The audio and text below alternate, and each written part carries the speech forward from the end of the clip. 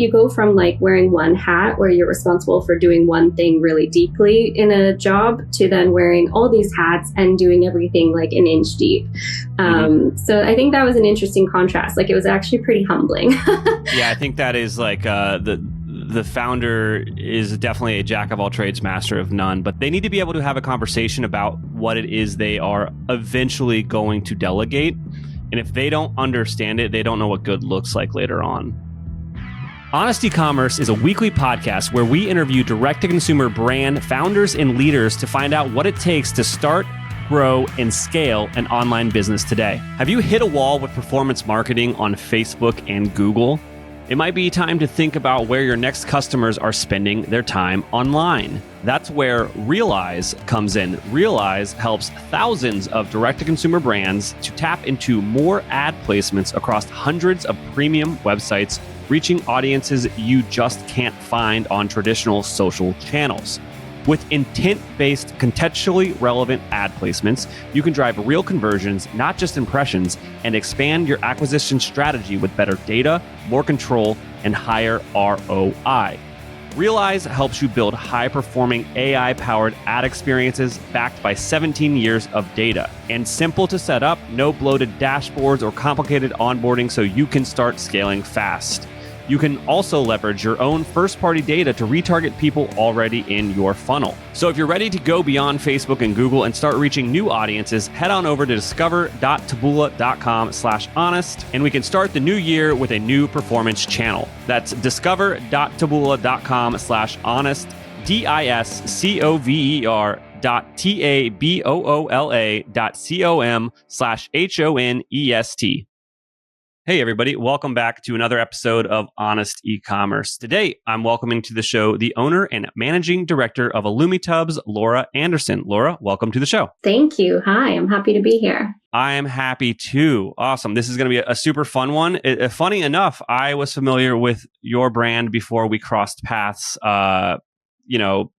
organically. My business partner was actually shared me your hot tubs because we were talking about hot tubs not too long ago. So it's just kind of serendipitous how the world works out like that. That's really cool. Yes. Quickly though, at the top, for those that are unfamiliar with AlumiTubs, like what are the products you guys are kind of bringing to market and selling over there? Yeah, so it started as a wood-fired hot tub exclusively. And then we just had so many customers who were like, hey, I want to have this hot tub at my house too, but I'm not allowed to have wood fire, or I want to keep it clean year round so I can always just jump in. So we expanded our product range to include electric hot tubs as well as hybrid 2-in-1 hot tubs, which is my favorite because it just is the best of both worlds. So yeah, we are exclusively building fairly unique wood-fired electric cedar hot tubs that have a little bit of a different approach to their design than what you might think of when you hear a cedar hot tub. Absolutely, yeah, and they are gorgeous as well. You guys have some amazing content on the website, so they're super interesting. Go check them out if you are just curious to learn more about that. But I guess where does your story start with these beautiful hot tubs? So our story started actually when I was kind of helping my husband Josh figure out what he wanted to do next with starting his own business or acquiring a business. And I was still working full time for Shopify. I was leading a performance marketing team there. And my career was pretty stacked full. I didn't have a whole lot of time, but was just sort of like helping support him. And we came across these people, Eric and Wendy, who had been building these amazing hot tubs for many years, since 2001. And we got to know them and what they were building. And, they weren't online at all. They were only kind of introducing their tubs to the market through trade shows and kind of like mom and pop handshake type deals, like neighbors, friends, that kind of thing. And we're like, well, this is such a cool design. Like Josh has a trade background and a business background, so this is a really good fit for him. And then I was actually only about a month away from starting my mat leave, my first mat leave. And I was like, okay, I can use my mat leave to help kind of build their online presence and scale this thing and bring it into the 21st century. So that's what I did. He handled everything, building tubs and scaling the team and, expanding production and doing things like that. And then I handled all things growth and digital. And that's kind of where we got started with it about 6.5 years ago. That was kind of the beginning of our story. And then there's just been so much since then. It has been just an incredible ride. We had no idea how big this market was when we got started. We just sort of thought we could do it justice. And oh my goodness, it just continues to grow and grow. And it just is such a fulfilling business for us to own. It just keeps getting better. So it's been a journey. Absolutely. Now, just for point of clarification, you and your husband ended up purchasing this company from the previous owners. Yeah. It was purchased, but not really a big enough business to really consider it a traditional business purchase. We, kind of took it from their garage to our shop, and they had one employee at the time who was welding and fabricating and doing woodwork and things like that. And then we kind of made it a more robust business from there. Absolutely. And what year was that? That was 2019. Gotcha. And so once you kind of obviously work out the nuances of the acquirement and the unique stuff that went along with that, I'm sure you had ideas on both sides of what you wanted to do. What were kind of the first three things that you invested a lot of time, energy, and potentially more money into to help recoup any of that investment, or just obviously everyone's goal is to grow these acquisitions? Yeah. I mean, the first thing was just getting a handle on the product. Like Josh had to learn how to build these tubs, and he had to learn how to train people to build the tubs and make it a little bit better, streamline things as you do. Like anybody who, walks into someone's kitchen, they might do something a little bit differently. So it was kind of that process for him. And then meanwhile, the second thing for me, the second thing in the business, but, the first thing for me was just introducing it to the online world and making it available to the market, because it was just something nobody really knew of. It had really just been something that, was completely word of mouth, and then home and cottage shows and things like that. So it was pretty small. And, we were kind of like, toying with the idea of, should we build this? Should we make it bigger? And the initial response from my husband, Josh, was like, no. Let's just get a handle on it. Let's just do the bare minimum we need to do right now. But I'm a growth marketer. I'm an e-commerce marketer. I'm a digital marketer. And this is what I do. So actually, I remember we had our baby about a month or two after we bought the business. I had started to develop the website. It was pretty shit, to be honest, but it was okay. I was kind of doing it while holding my baby, and the demand was so incredibly high off the bat that my husband was like, turn it off, turn the website off. And I was like, we're not doing that. So we kind of started focusing on building enough staff to actually, build these tubs and serve the market. And we started doing I'd say 3 or 4 tubs a week. And now we're doing 10, but we could be doing 20 without changing anything. We always have a 6-month lead time, because they're just super high in demand. So it was definitely those two things, getting a handle on the product, bringing it to market properly. And then the third thing was just sort of expanding our geos. So initially it was just kind of BC, and then it was just kind of Canada. And then we started shipping south of the border to the US, and then Australia, New Zealand, Japan, Norway, UK, all over the place. So I'd say that was the third thing, was just bringing it to a wider market. Running an e-commerce business means wearing a lot of hats: founder, marketer, customer service, logistics, and let's be honest, sometimes even therapist. But one thing you shouldn't have to stress about: business insurance. That's where Next Insurance comes in. Next is built specifically for small businesses, including e-commerce brands, making it simple to get the right coverage entirely online in just minutes. Whether you sell handmade candles, athletic wear, or subscription boxes, Next helps protect you from the unexpected, from product liability to shipping mishaps and everything in between. And here's the best part. You can save up to 30% on your business insurance and get peace of mind for as low as $1 per day, knowing Next has your back. With transparent pricing, flexible plans, and instant certificates of insurance, Next gives you the confidence to focus on what matters most, growing your store. So if you're ready to protect your business while scaling your brand, head over to nextinsurance.com/honest to get covered today. That's nextinsurance.com/honest. nextinsurance.com/honest. There's like a Reddit meme. I don't know if you've ever seen it, where it's like someone that's like drawing like an owl, and it's like you start with the eye and then you do the other eye, and then it's like then you draw the whole owl, and it's like we just did that. Just there's a lot in there. So let's talk about obviously your expertise, your career, your background. You were a growth marketer at Shopify, so there was a lot of kind of just innate career knowledge that you brought to the table in bringing this new business that you and your husband are collaborating on to the market and bringing and driving in that growth. I guess my first question would be like, how much of what you learned kind of out there in the real world in your career was immediately transferable over to helping you grow this business? Yeah, I mean, honestly, a lot of it was like my career was helping entrepreneurs be successful and putting in systems to help them grow and to help make Shopify useful for them. So it was more like large organization sort of processes and system building, whereas this was like almost like a little art project in the sense that I was going back to kind of like creating my poster board. What do I want to put on it? And it was cool for me because somebody who was so focused on building Shopify's growth and acquiring new merchants now was able to actually put myself in those merchant shoes and build my own store on Shopify. And, you know, to be honest, like that's not what I was doing at Shopify. I wasn't building stores. I was creating systems for merchants to be able to build stores and discover Shopify and be successful on Shopify. So it was actually pretty interesting. Like, it's kind of like if you, managed a restaurant and then you started like, you know, like serving customers, like you're going from a very different lens of how you work with those products.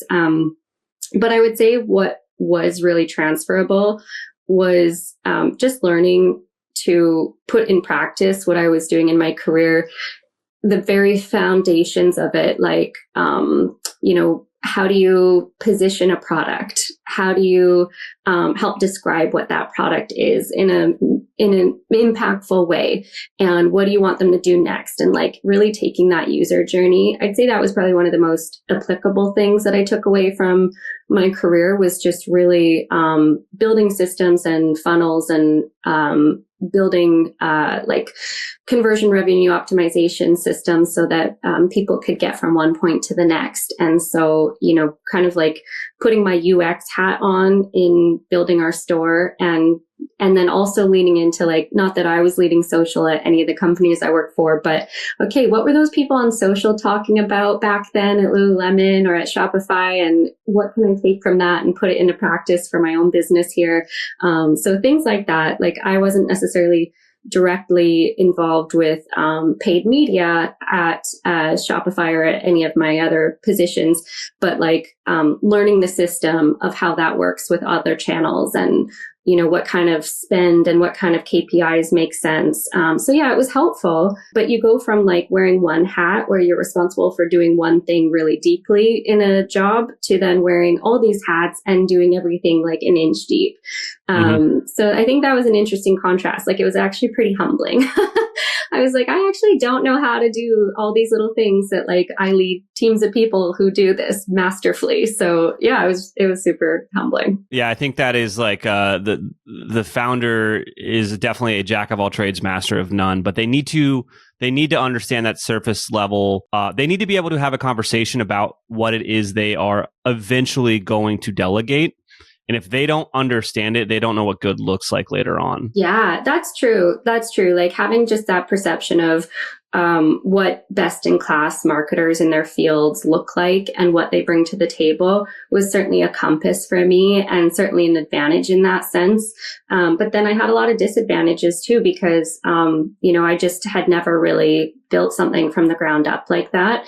And, AlumiTubs, we were lucky because we acquired this amazing product and this amazing design. But then the job was just, how do you make it better? How do you grow it? How do you bring it to more people?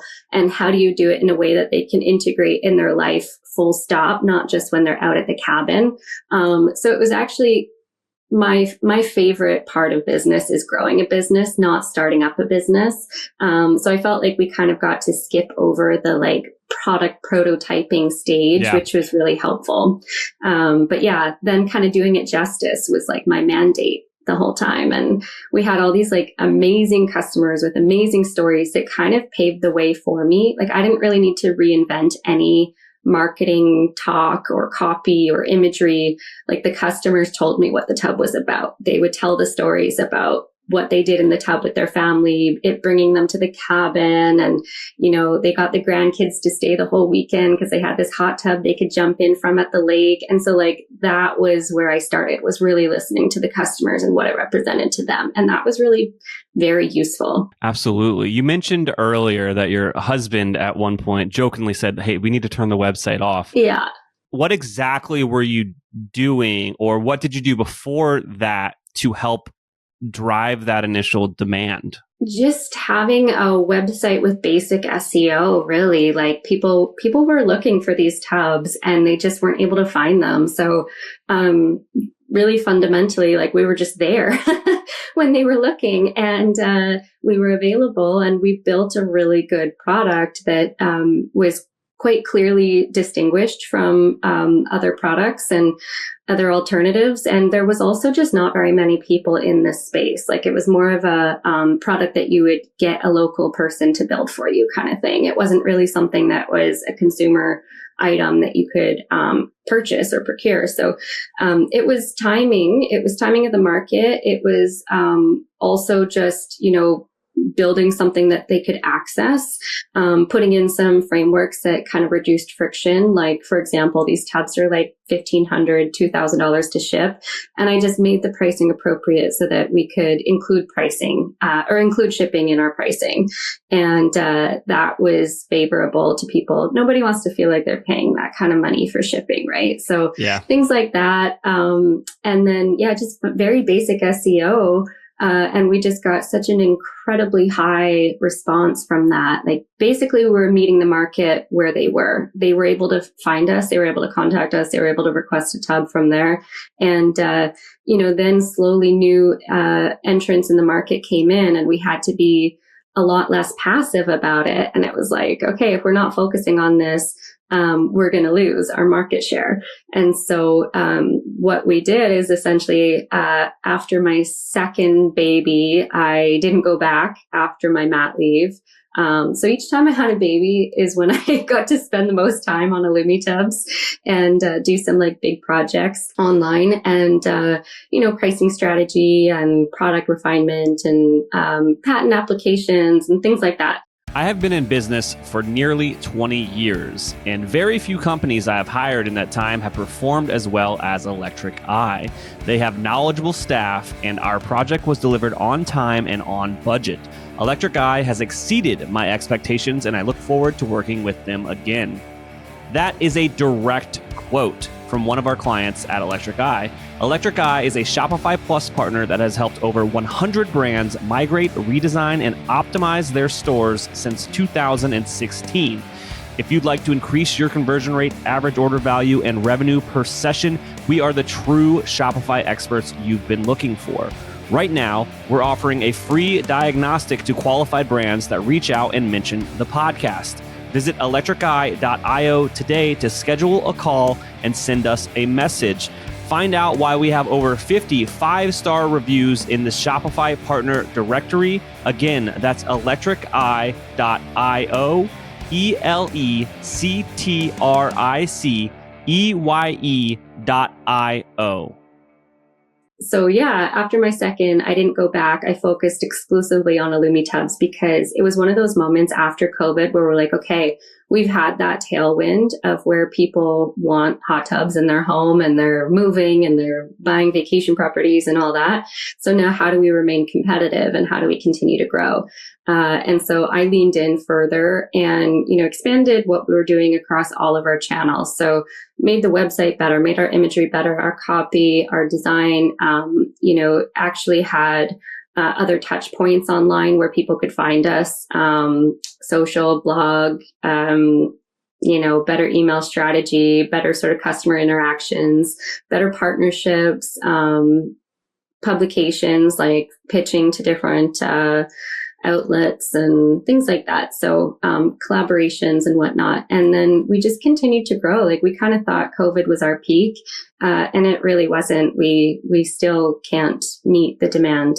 So I think our marketing's in a really good spot, but it's something that's always evolving because competitors are always evolving and they're always leveling up their product and they're always leveling up their market positioning. So it's something that, even though I think like, okay, I just did this and it's off my plate, it's like a month later, it's back on my plate. Absolutely. Now, I always kind of have a conversation with clients or potential clients about this. And this actually happens, I think, a lot more when you're talking about growth or paid media agencies. We don't really do that anymore. But it was always like a conversation where it was like, hey, like if everything works well and your demand doubles next week, could you service that and how would that affect the business? And I feel like you guys are experiencing kind of something similar to that. And from my perspective, I always felt like, well, that's a good problem to have. But is it? How does it feel to be to dealing with that?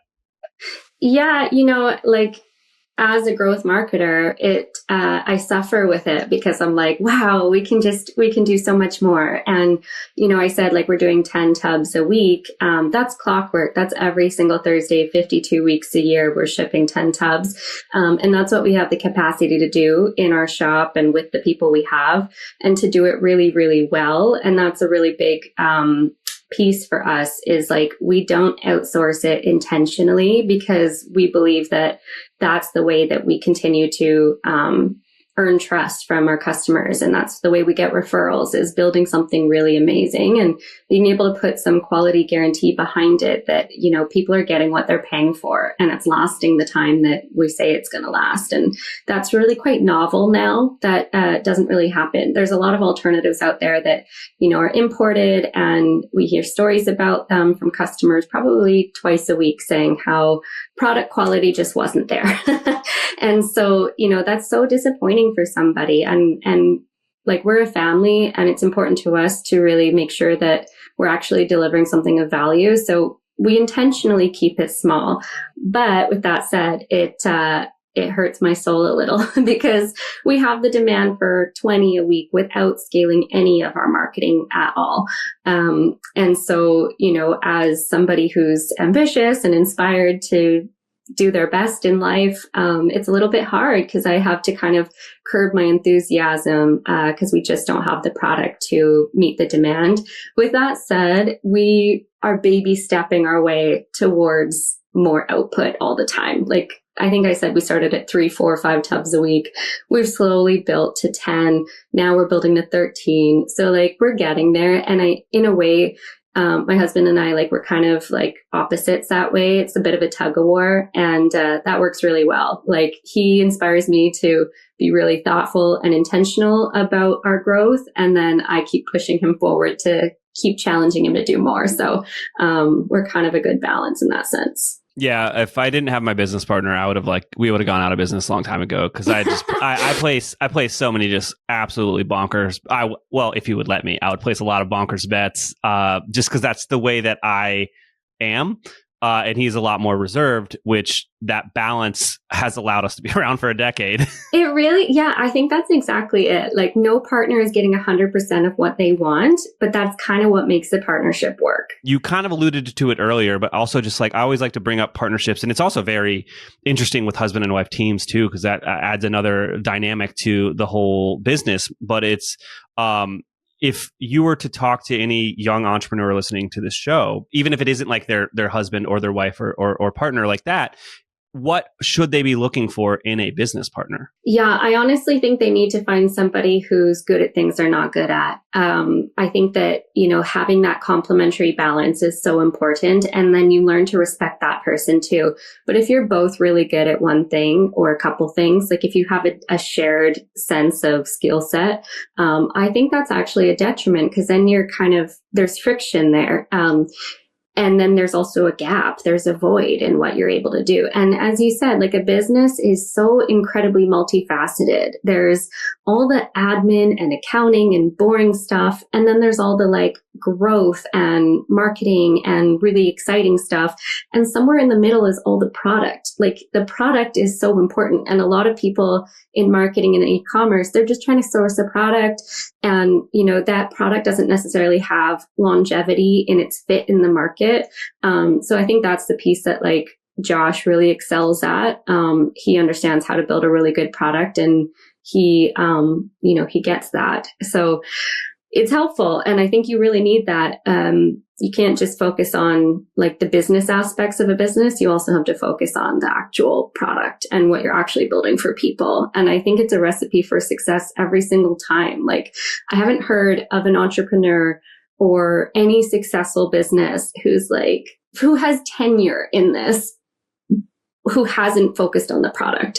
Like you hear all the time of the guys who do their like drop shipping business or whatever it is, but it's fleeting. They have like 25 stores because one thing only works for so long and they didn't focus on the product. They were just trying to focus on the market. So I'd say like somebody who focuses really, really well on the product and somebody who focuses really, really well on the marketing is quite a nice combination. Yeah, those, drop shipping stores are why this podcast exists because it's not real. It takes hard work and sure, you can have a flash in the pan and have a little bit of success, but you can't build something long lasting. You're not going to build a better life for yourself by not really giving it your all. And the absolute number one cheat to building a good business is having a great product. Yeah. Like if your product is great and people want your product, everything is going to be easier. Marketing is easier. So true. I can't tell you how many websites I have learned to not judge a book by its cover. I have seen so many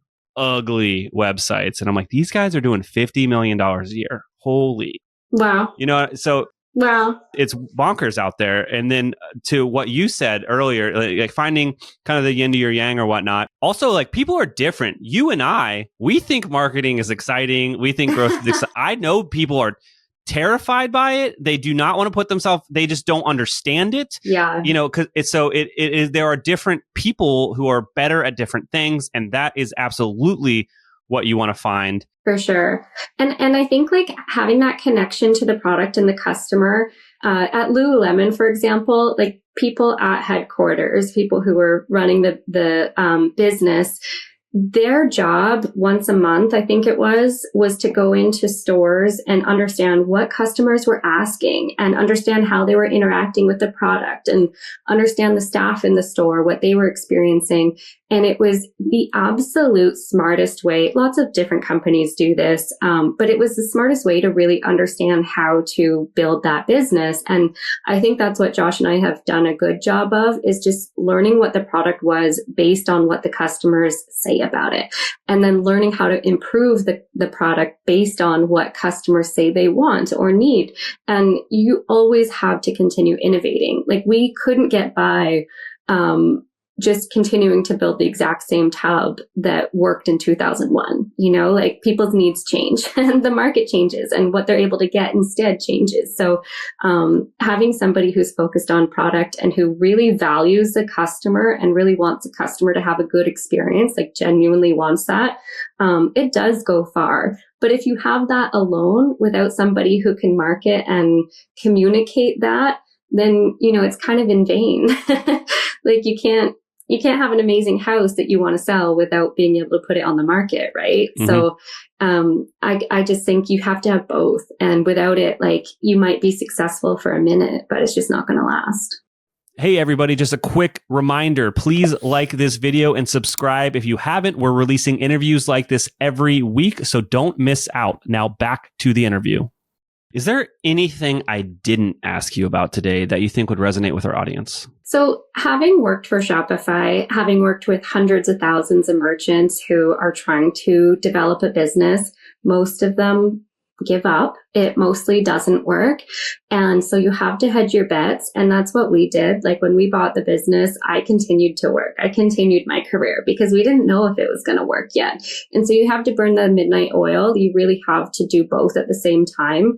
And don't put all your eggs into building a business because most of them aren't the right product market fit. And you have to find that. And once you see that that's working, then you continue to build it. And then when you see that like your time is going to be better invested in that business, that's when you give up your job and your other income sources in order to push forward. But you don't do that until you see that that's working and that that's needed. And that was a huge ingredient to our success is knowing when to lean in and when to just relax and wait. Because if I had given up my work too early, we would have been broke. And if we had, leaned into the business too early, generally, the product wouldn't have been ready for that marketing and there wouldn't be product market fit. So finding that I think is really, really important. And, I also think people get really excited about their good ideas. That's hard. My approach to business is finding what's working and doing it better. It's not reinventing the wheel. I'm just not that type of business person who wants to start something super exciting from the ground up and tell all my friends and family about how amazing it is and hope it takes off. I'm somebody who's like, okay, windows, how can I make a window better? Like I'm more like that. And so I think that's generally a good way to innovate and to serve the market because it's quite easy now with all these different tools to figure out what are people searching for? What do they want? What do they need? What's there? How could you make it better? And I think that's a pretty good recipe for success. Like if you're making something better and you're able to tell that story, it's a pretty winning strategy. Absolutely. Yeah. And it's funny, twice today, we've had almost a similar conversation. It's like, you do not need to invent some new thing, right? Yeah. There are things out there that already exist that you can tell the story in a more novel way. You can differentiate the market to which you are approaching. Heck, there are some products out there that are the exact same products that are just marketed a completely different way to a completely different audience. And they're charging more for it for no reason other than marketing. Yeah, I know. And I do think there's other ways to like add value too, like creating something that's a better experience to ship or to receive or to open or to set up. Like that was one of the winning recipes or winning ingredients to our recipe was like, how do we make the wood-fired hot tub experience just a little bit easier? And one of those pieces is like, it doesn't leak and you can have it next to the ocean. You can fill it with salt water. You can roll it into place. It's all set up for you. Like that's taking a product that was already in the market, which is a cedar hot tub and just making it better and making it exceptionally better through time and through iterations. But then it's also like making the experience better, like making sure customers feel supported through that and helping them get it there and helping them set it up and being there for them whenever they have a question about how to clean it or whatever it is. So there's lots of ways to do things better than what's already being done. And that would always be my approach. Absolutely. And speaking of better and your fantastic products, if I'm listening to this and I want to go check out the amazing hot tubs that you guys are making, where should I go? What should I do? You can follow us on Instagram first. It's at AlumiTubs. And I think that's kind of like the millennial way of getting to know something. Or our website, AlumiTubs.com. You can also get in touch with me at hi@AlumiTubs.com. I'm Laura. And Awesome. Laura, thank you so much for coming on the show today and sharing your story. Thank you.